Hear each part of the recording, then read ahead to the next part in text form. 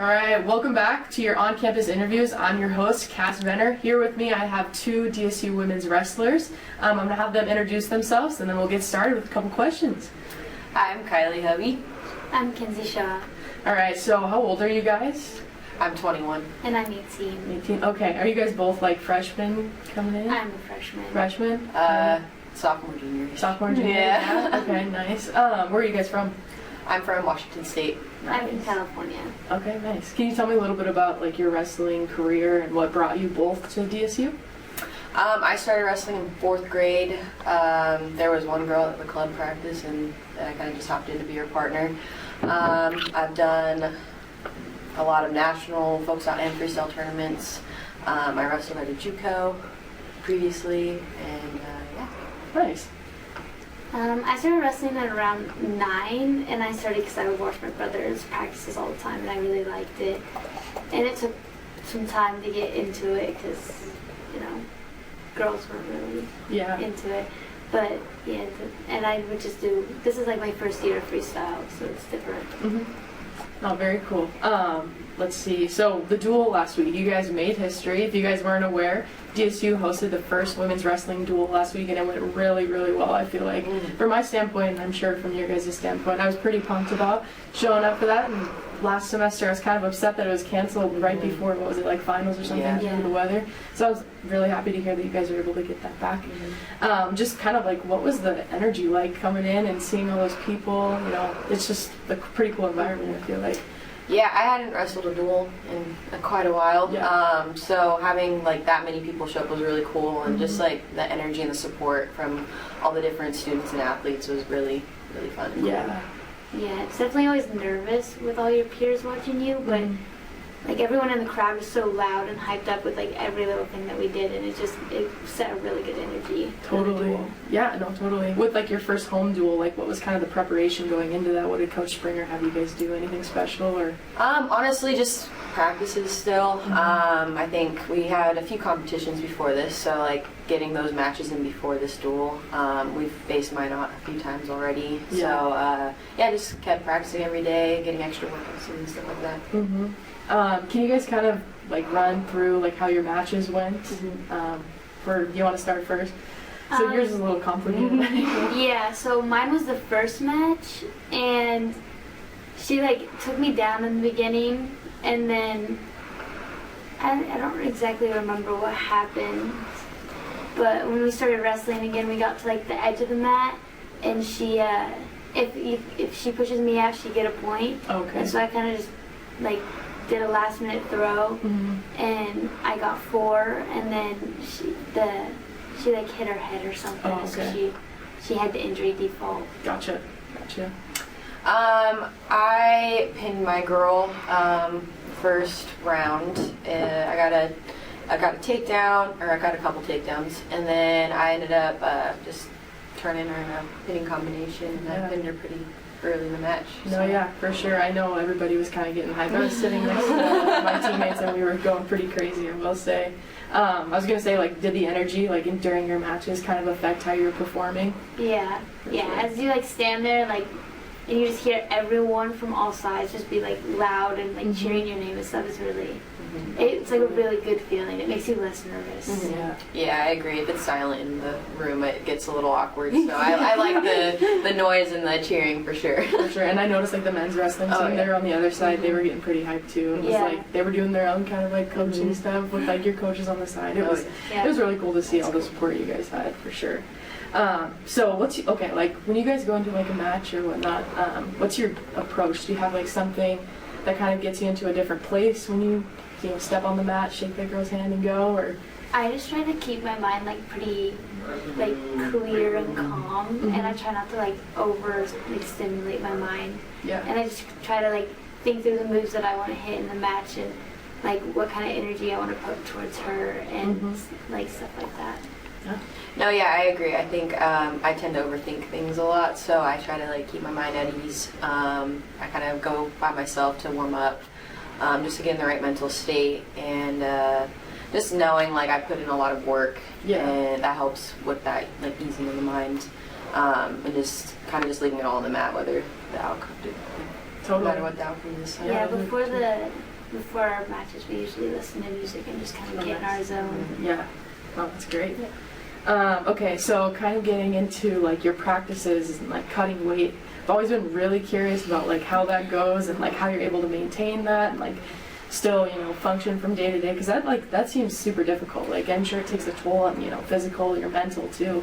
So like, what do you guys do for, you know, cutting and like practices and stuff like that? A lot of us typically like we'll go and work outside of our practices. So we'll go get, whether it's like some cardio or just going into the mat room and getting extra like just drilling and practicing in. And then I think the biggest thing though with like weight cutting, it's managing weight, is your diet. So like it's different for all of us. Like I can't do what she does and vice versa. So just kind of figuring out like what works for you, and while being able to have energy for practice too. So. Yeah, you gotta make sure you have energy for practice, because the practices are pretty hard the whole time, and we do a lot of running and cardio, and coach kind of keeps us up on that a lot. Yeah, for sure. I mean, I feel like every time I see you guys practicing, you're always like bundled up and like doing something. Yeah. Oh yeah, we'll layer up a little bit too. Yeah. No, for sure. So what does we have as Blue Hawk fans have something, or what do we have to look forward to in the upcoming weekends and stuff like that? Do you guys have any tournaments or? We have two. A Jamestown duel, Okay. I think next week. Okay. The 31st, but that's an away duel. Yeah. And then we have conference and nationals in February and March already. So Okay, that's coming up. yeah, our schedule's been pretty light this year, just because it's the first year program and all that. But I think next year we'll have more home duels and like more competitions that we're doing. So Yeah. Very good. What's up, everybody? My name is Xander Beeson. Welcome back to the first episode of Hawk Talk for 2024. Today I'm joined by two of our student athletes. We'll let you guys introduce yourselves. I'm Christopher Kistler. I am a exercise science major, sports management track. I'm from Warden, Montana. I'm in my 4th year of school, and I pole vault in track.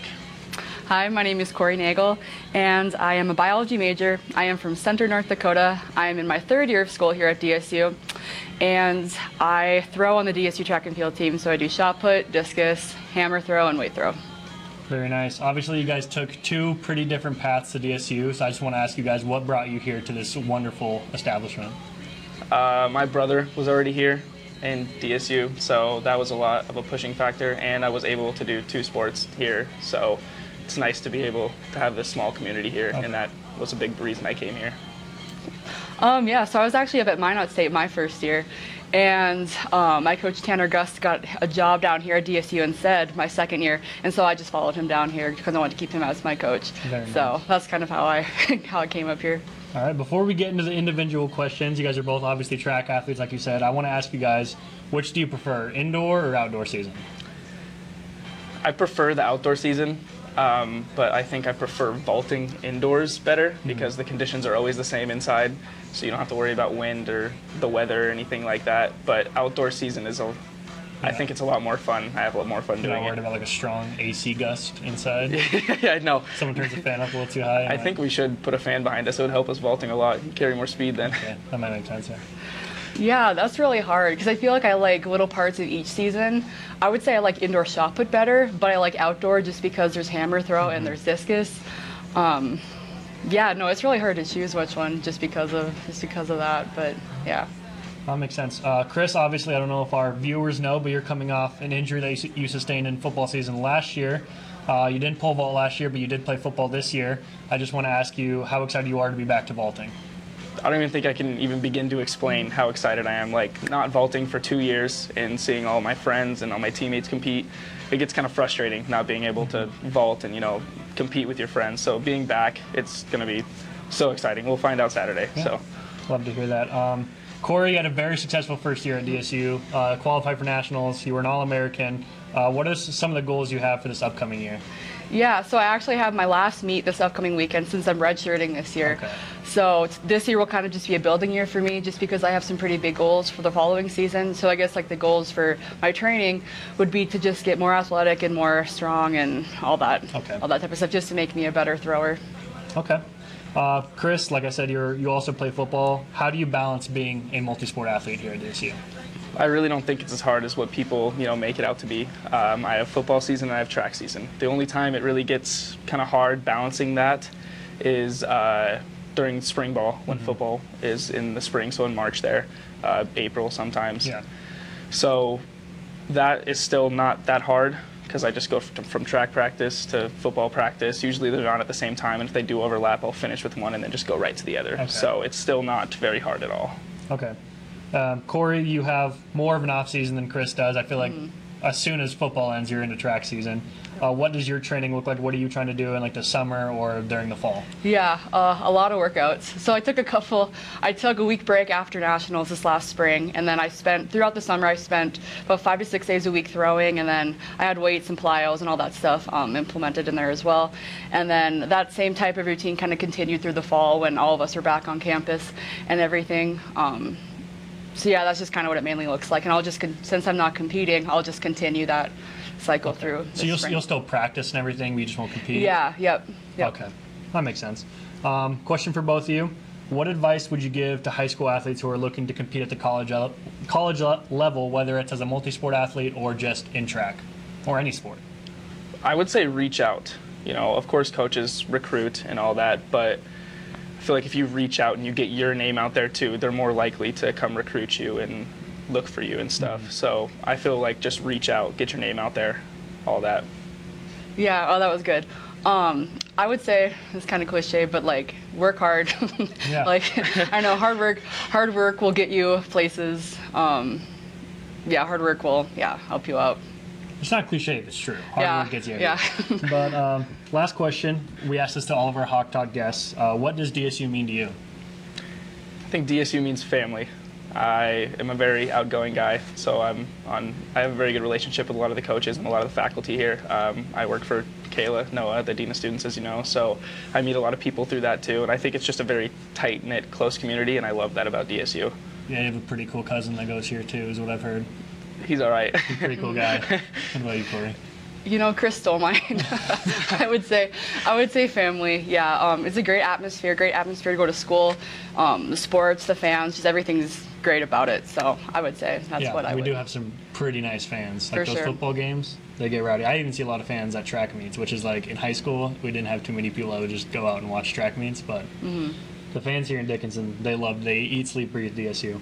But thank you guys for coming on. This has been Chris Kistler and Kori Nagel. I will see you guys next week. Thank you.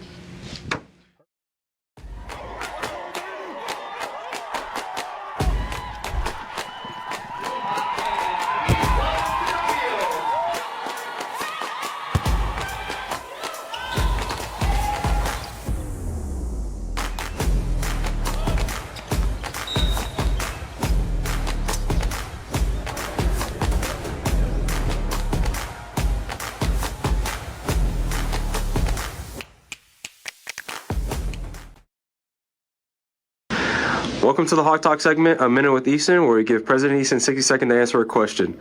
So in a previous interview, you said that you like to travel. What's the weirdest place you've ever traveled to? Oh, wow. What's the oddest? My wife and I have taken a couple of trips to Alaska and walked on a glacier. Wow. It's funny. We had a little trip to see the Northern Lights, and then and that was fun in Norway. But that wasn't weird, but it's kind of odd for a North Dakotan to go even further north. And we got back home and saw an even better version of the Northern Lights. By the way, quick recruiting point for Dickinson State. You ever want to see a really good display of Northern Lights within the continental U.S.? We got you covered. Could drive over to the Theodore Roosevelt National Park and see them. There must be some other ones, but I can't think of really strange ones right now. No, that's perfect. That's time, too. Thank you so much for your time. What's up, everybody? It's me again, Xander, for this week's DSU Weekly Recap. Men's basketball this past weekend. The men's basketball team went 1-1 in games of conference play against Bellevue and Dacotah State. They won against Bellevue 73-66, but lost a close one to Dacotah State 59-53. They are back at it again in Scott Gym, where they play Valley City on Friday night. Be there. If you know anything about DSU or know anything about me, you know we hate Valley. Valley is always down. We do not rock with the Vikings. And then they will play Mayville on Saturday. For women's basketball, they also had their first weekend of conference play. They unfortunately went 0-2. They lost to Bellevue and Dacotah State. However, they come back again this weekend with 2 home games against Valley as well. So boo Valley, and against Mayville. This weekend is also the More Than Just a Game and Doug Jager Memorial Basketball game, so make sure you come out and support. Indoor track and field is starting up. They have their first track meet this weekend in Bismarck. Men's wrestling will take the long haul to Missouri this weekend to compete in a 2-day Missouri Valley Invitational. For the women's wrestling, this past week they hosted the first ever DSU women's wrestling meet, so kudos to them, congrats on that, where they absolutely dominated Minot with a final score of 35-14. They get some time off and head to Jamestown on January 31st. For cheerleading, Cheer is ready for their upcoming virtual meet competition at home on Tuesday, February 6th. You can still go out and support that. It's actually quite entertaining. Big news out of the volleyball team. We would like to congratulate and welcome Stormy Simeon as the new head coach of the volleyball team. Everyone welcome her to the Blue Hawk family. Softball begins their season in Jamestown on February 9th and 10th. And baseball has some time before they compete. Well, they will be also in Missouri on February 24th. As always, huge shout out. I hope you guys had a wonderful Christmas and an amazing new year. Look forward to an amazing 2024 with you guys. Thank you. Oh yeah, and as always, Hawks are up.